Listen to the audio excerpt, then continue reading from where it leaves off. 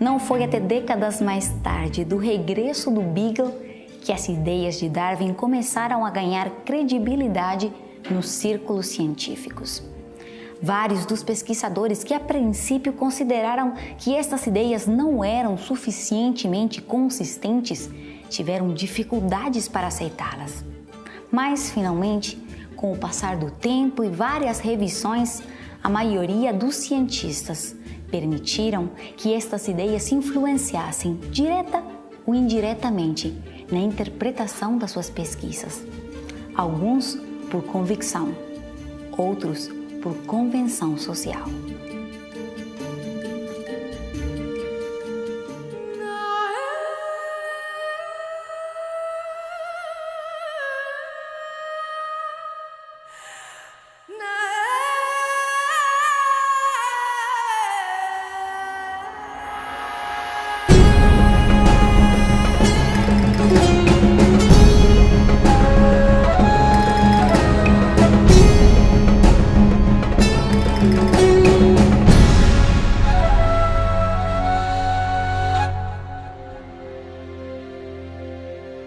O que começou como uma simples, ainda que controversa teoria, tornou a Charles Darwin um dos cientistas mais reconhecidos do século XIX, dando-lhe um lugar perene nos círculos mais influentes de pensadores do seu tempo.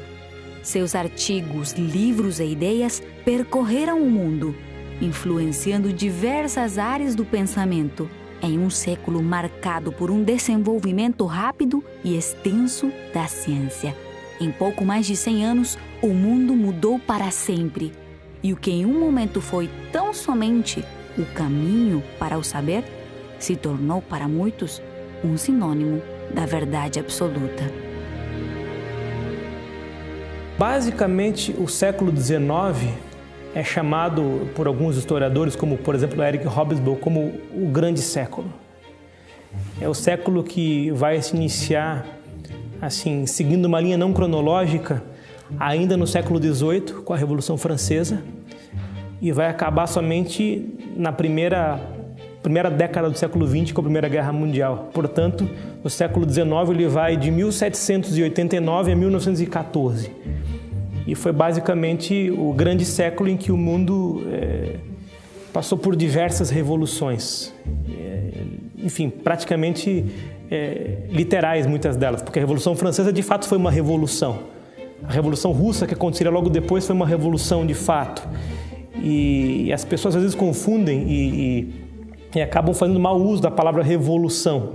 Porque revolução, segundo Hannah Arendt, por exemplo, é quando você revolve a terra e a parte de baixo vai para cima, a parte de cima vai para baixo. Isso é uma revolução. As estruturas mudam radicalmente. E o século XIX presenciou muitas transformações em muitas áreas. Algumas vezes surge uma nova ideia que simplesmente transforma o assunto. O que todos sabiam que era verdade e nem pensavam sobre isso, resulta que estava errado. Uma nova ideia chega e a derruba. Chamamos isso de revolução científica. Provavelmente, durante a minha vida, talvez a revolução mais significante nas ciências da Terra. Houveram algumas, mas a estabilidade dos continentes certamente foi uma delas. Todos acreditavam que os continentes eram estáveis, dispostos no padrão em que estão. Sem dúvida, eles iam para cima e para baixo, mas não para os lados. Até que novos dados surgiram dos estudos do fundo do mar e outras coisas. E, de repente, as pessoas disseram, não, isso está errado, os continentes se moveram e já não acreditamos mais naquilo. Então, em um ponto, todos os que criam que os continentes se moviam eram deixados de fora. Mas depois, todos os que não acreditavam eram deixados de fora. Então, é preciso ter cuidado sobre as modas da ciência e as revoluções científicas. O que é a grande ideia de hoje pode acabar não sendo tão grande no futuro. Então, é sempre importante, é sempre bom tomar aquilo que a ciência fala como o melhor que temos agora. mas nunca iremos apostar tudo na ciência do dia. Devemos sempre reconhecer que pode ser invertido. Podemos descobrir algo que iria mudar nossa visão completamente.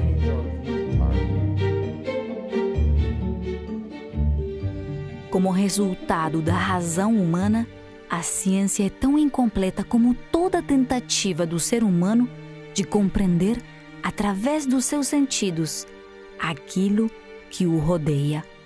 Com o passar dos anos e pelas suas valiosas contribuições, não somente ao conhecimento, mas também à vida cotidiana, a ciência foi ganhando autoridade e sua reputação cresceu ao ponto de lhe conceder ainda novas funções à sua já ampla área de influência. Existem várias definições de ciência, mas se nós pudermos resumir em poucas palavras, nós poderíamos dizer que ciência é a busca por uma descrição correta da natureza ou do mundo. É uma tentativa de extrair dos fenômenos aquelas informações necessárias para que eles possam ser descritos de forma correta. Essa busca, essa tentativa é feita através de uma metodologia própria. Ela é organizada, ela é sistemática e essa metodologia é o próprio método científico.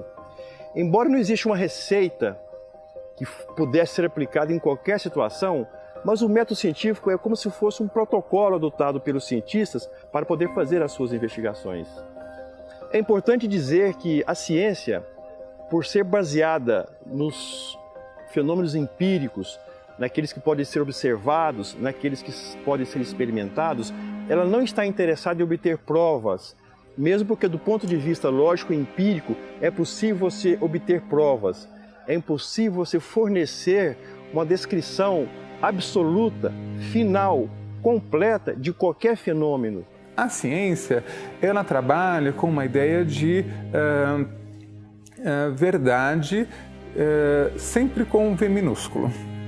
Nunca com uma verdade suprema. Por quê? Porque a gente sabe que os dados da pesquisa, principalmente quando a gente vai tendo novos equipamentos, da tecnologia, que vão permitindo aumentar a qualidade da investigação, que muitas ideias vão sendo desconstruídas, vão sendo abandonadas, porque aquela compreensão vai aumentar o entendimento de alguma coisa, e isso obviamente torna muito mais fascinante as coisas que estão sendo discutidas. Justamente por essas questões, que nós falamos do contexto do surgimento das ideias, algumas pessoas interessadas na história das ciências, ou naquilo que nós chamamos também de filosofia da ciência, começaram a desenvolver uma ideia que se tornou bastante popular, que é a ideia do paradigma.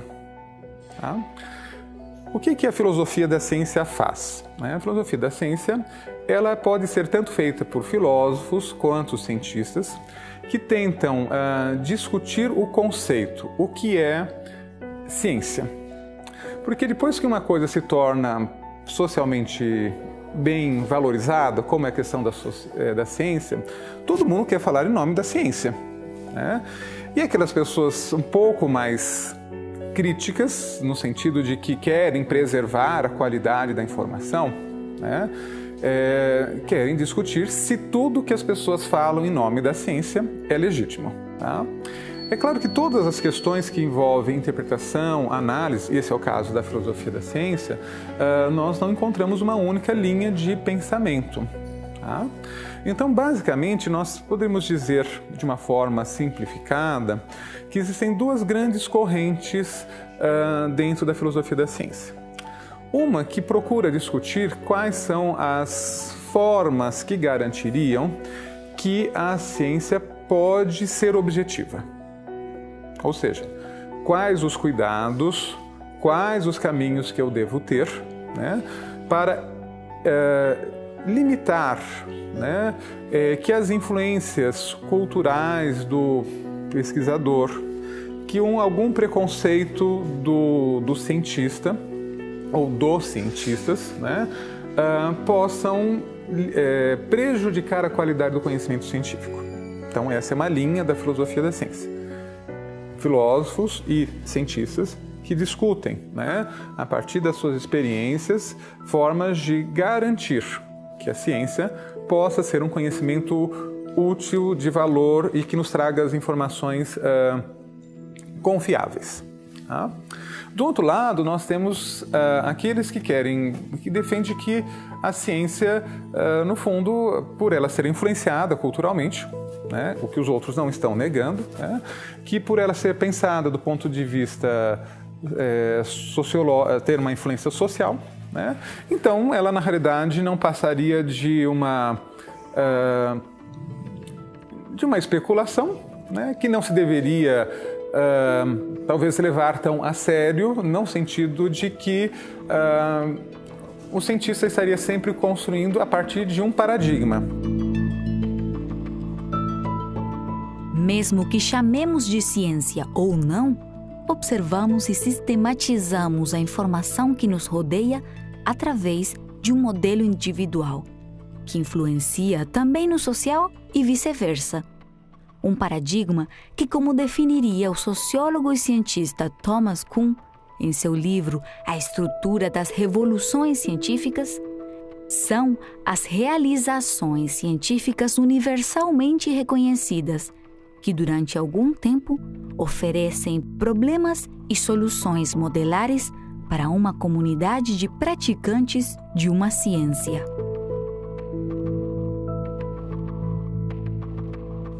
Palavra interessante, né? Paradigma. Muitas pessoas se utilizam do termo e nem todas sabem o que ele significa, né?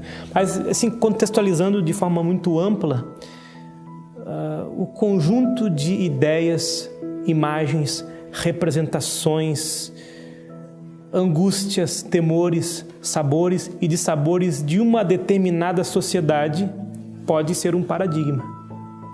Em poucas palavras, um paradigma pode ser um modelo pelo qual as pessoas vivem, a partir do qual as pessoas vivem, naquilo que elas acreditam. A ideia de paradigma, ela precisa ser pensada que ela tem tanto paradigma social quanto os do sujeito. Tá? Na área da psicologia social, a gente tem uma teoria que nós chamamos de representações sociais. Na sociologia, nós também chamamos muitas vezes de representações coletivas.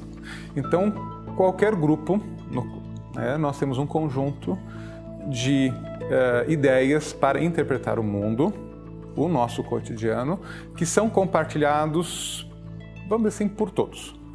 Tá? Dentro dessa sociedade, né, nós temos o que nós podemos chamar de representações individuais, ou um paradigma individual, que nunca será totalmente diferente do social. Tá? Então eu posso discordar, né, enquanto indivíduo, até por pertencer a um subgrupo que compartilha uma ideia, né, de algo que não é aceito por todos. Mas aquela ideia tem de ser compartilhada com algumas pessoas para ela fazer sentido. Tá? E ela, de certa forma, vamos dizer assim, ela faz um diálogo, né, com a questão da sociedade. Tá? Então, eu posso ter uma visão diferente, mas ainda estou fazendo um diálogo com a sociedade. E eu acho que a questão, dentro da proposta, né, quando se fala num debate entre, por exemplo, criação versus evolução, ou criacionismo versus evolucionismo, nós podemos pensar dentro dessa questão. Há uma ideia de origem. Esse é uma representação de que todos têm.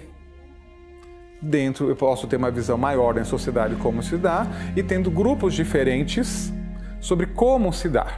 Né? Que se nós formos verificar, nós vamos perceber que nós podemos ter uma representação social de todos, não tem uma origem, né? As coisas estão aqui, não sempre existiram. Tá? Mas como é que isso aconteceu? Então você vai encontrar dentro da sociedade várias representações de grupos distintos, mas que dialogam. Por isso que eu posso, inclusive, ter uma oposição. Eu posso discordar de um modelo porque a gente está discutindo sobre uma coisa em comum. Porque se algo fosse totalmente diferente, eu nem conseguiria entender o que o outro está dizendo, porque ele não faria nenhum sentido para mim. Então, mesmo quando eu discordo né, de algo, sobre a forma, eu estou avaliando a partir de algo que é um consenso na coletividade. Na ciência, os paradigmas sempre agem da seguinte forma. Existem paradigmas diferentes e o mais forte, conforme a teoria evolucionista anterior que estivemos falando, o paradigma mais forte é o que ocupa a pirâmide, ocupa o poder e desta forma, uma vez aceita pelo consenso dos cientistas, significa que se existem outros paradigmas, eles continuam ali, mas certamente debilitados. E a expectativa do enfraquecimento do paradigma que se encontra no consenso dos cientistas, então, se esse chega a se enfraquecer, por que não responde às preocupações ou problemas diversos? Então, é a oportunidade do surgimento de novos paradigmas. Por quê? Porque o objetivo dos paradigmas é exatamente, com as suas várias teorias e conceitos, ou suas diversas taxonomias, o principal objetivo é responder às preocupações, responder aos problemas próprios da ciência. Paradigmas, obviamente, podem estar errados, ou não necessariamente certos. E dentre um e outro, você não tem simplesmente um vácuo, nada entre uma coisa e outra. Você tem os objetos que sobraram de um para você construir o outro, porque as coisas não surgem absolutamente do nada, pelo menos na ciência. Entende? Então, eu imagino que com o desenvolvimento da própria ciência, da tecnologia, da teologia, da filosofia e do próprio ser humano, em alguns aspectos, é provável que passemos a ter outros paradigmas diante de outros problemas e de outras questões. Muito embora as grandes questões universais continuam sendo as mesmas. Busca pelas respostas que, como ciência, se tornam mais que uma intenção. É uma investigação progressiva e calculada, uma descoberta experimental que deve aspirar a ser muito mais do que uma interpretação. A relação fato e interpretação não é tão mecânica como as pessoas dizem, né? Eu tenho um fato e daí a interpretação que eu vou dar é cada um dá a sua parte do seu referencial. Talvez em algumas coisas do cotidiano possa ser dessa forma, no qual eu não preciso fazer uma prestação de contas da minha interpretação. Tá? Fazendo um paralelo, né? Um determinado time jogou e perdeu, né?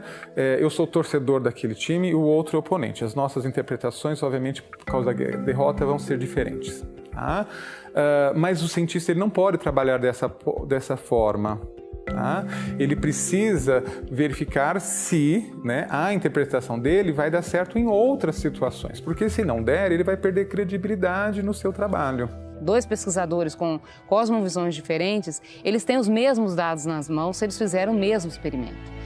E se eles trabalharam esses dados de forma honesta e de forma ética, o resultado é o mesmo. Na interpretação do meu resultado no final, eu posso inferir para mim mesmo que aquilo é tão complexo, aquilo é tão especial, tão bem feito e organizado, que não pode ter surgido ao acaso. E o outro pode chegar à conclusão de que aquilo que ele viu é complexo, é organizado, mas aquilo poderia ter surgido ao acaso e ter ido se organizando ao longo do tempo. Então, mas isso não interfere no meu dado final. Pode interferir no que eu penso que aquele dado me dá como respaldo, como evidência. Ao mesmo tempo que existe um aspecto de subjetividade, nós estamos lidando com uma natureza que existe, que não é uma projeção da mente humana, né? E, consequentemente, mesmo que eu possa estar influenciado culturalmente de ser mais aberto a aceitar uma nova ideia, mais difícil de aceitar uma determinada ideia, isso, dentro da ciência, é sempre interessante o novo, né? Porque um novo equipamento traz novas contribuições, né? E essas contribuições, elas não vão depender em grande parte do paradigma de ele ser encontrado. Pode ser que o paradigma ajude a ser mais rapidamente aceito ou mais lentamente aceito. Mas ele não vai impedir que aquelas coisas sejam aceitas num determinado momento, porque eu vou ter cada vez mais evidências, que é o que a gente trabalha em ciência. Os paradigmas fazem parte da ciência. Portanto, para o cientista, é muito importante ele não se ater de forma muito rigorosa aos paradigmas. Os paradigmas são importantes, eles dão um certo sentido para a pesquisa, mas eles podem estar equivocados, eles podem ser provisórios, eles podem ser efêmeros. Portanto, o bom cientista deve estar atento aos paradigmas, mas às possibilidades de se desenvolver uma nova ciência, uma nova interpretação, mesmo que ela não esteja em total concordância com os paradigmas. Isso realmente faz parte da boa ciência. Cientista é todo curioso que indaga uma porção do mundo que desconhece. O método é apenas a estrutura que envolve a verdadeira essência daquele que pretende sistematicamente adquirir conhecimento e assim concretizar uma busca que, para ser real, deve ser primeiramente sincera. Analisando as palavras de Darwin, você imagina que ele era uma pessoa preocupada com o que escrevia, como as pessoas leriam o que ele escreveu e a própria posição dele diante do mundo e para a posteridade. E se coloca como um cientista. Ele põe vários problemas à sua própria teoria. A questão dos elos perdidos, por exemplo, é apenas uma delas. Ou seja, ele considerava a sua teoria como uma teoria. E o fato é que ela acabou se transformando em muito mais do que isso, né? Para o bem e para o mal, basicamente, né? Porque a ciência, ela não é boa e ela não é má. Os cientistas é que são dotados de bondade ou de maldade, ou de boas ou más pressuposições a partir do que estudaram, que estão estudando, né? Então, infelizmente, a teoria evolucionista acabou tomando, entre aspas, né, por parte de alguns, o próprio lugar de Deus, né, enquanto criador. Existe uma ciência boa e uma ciência ruim? Sim, mas depende muito do que você quer dizer com bom e ruim. Por exemplo, poderíamos falar sobre eticamente bom e eticamente mal. Pode ser perfeitamente uma boa metodologia. Mas se o propósito é encontrar uma melhor forma de matar pessoas, então isso é eticamente uma ciência ruim.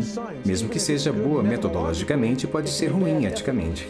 Então temos essa ciência boa e ruim. E podemos também ter uma ciência que é metodologicamente ruim. Pessoas que fazem a sua ciência com certas suposições que as impede de ver o que a verdadeira resposta é. Isso seria metodologicamente ruim. E acredito que excluir a possibilidade de Deus estar envolvido é metodologicamente ruim. Mas essa é a teoria predominante. A chamam de naturalismo, naturalismo metodológico. Acho que devemos ser cuidadosos na forma de aplicá-la, porque é muito fácil confundi-la com a verdade. Pode ser que queremos praticar a ciência sem apelar aos milagres de Deus. Mas não acho que sequer deveríamos nos preocupar com isso, porque na ciência experimental não estamos lidando com coisas que são milagrosas, no sentido em que normalmente usamos este termo. É apenas quando entramos nas questões históricas, quando falamos sobre origens.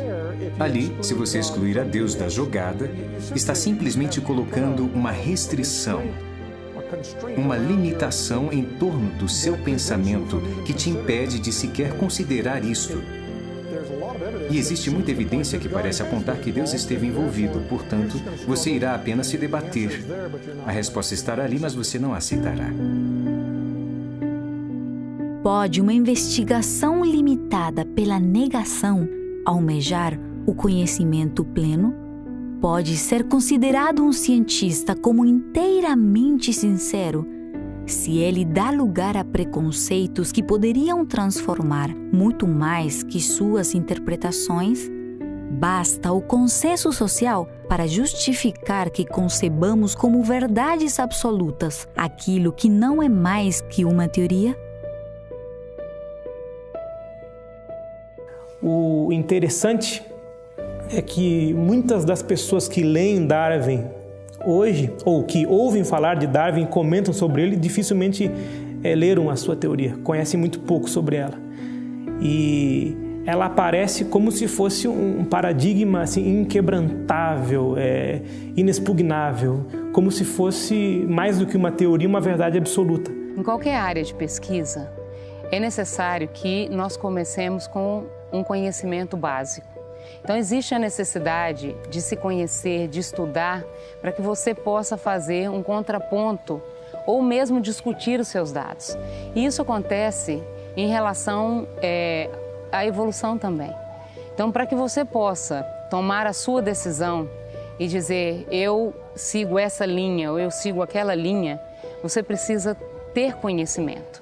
Então, não dá para você discutir um assunto sem ter um conhecimento básico, está embasado em alguma coisa. Então, as pessoas às vezes querem discutir assuntos que desconhecem com pessoas que são conhecedoras daquele assunto e aí fica muito difícil fazer essa discussão. Então, para se discutir um assunto, seja ela na pesquisa básica, na pesquisa aplicada, ou discutir filosofia, ou mesmo crenças, nós precisamos conhecer os dois lados. Conhecer os dois lados é muito importante.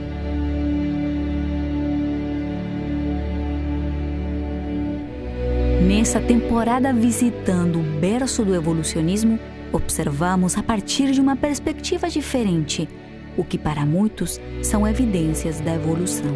Mas será que essas concepções não estão forjadas pelas restrições de um paradigma que se resiste a aceitar a outras evidências, também presentes neste lugar, que propõem uma origem muito diferente?